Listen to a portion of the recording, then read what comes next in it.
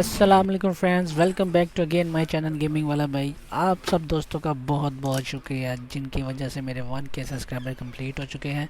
जी, आज की जो हमारी वीडियो है वो है गेमिंग एलईडी के मुतालिक, जो है MSI की एलईडी है MAG321QR इसका मॉडल है और 32 इंच स्क्रीन है, IPS पैनल है, 165 हर्ट्ज है और 1 ms। इसकी समलिंग की तरफ से जाने से पहले अगर आपने हमारे चैनल को सब्सक्राइब नहीं किया तो प्लीज़ सब्सक्राइब कर दें ताकि आने वाली तमाम वीडियो आप तक हमारी पहुंच सके। और प्लीज़ अगर आप हमारी वीडियो अच्छी लगे तो लाइक और सब्सक्राइब और कमेंट्स लाजमी कीजिएगा। Thank you very much. चलते हैं इसकी बिल्ड की तरफ।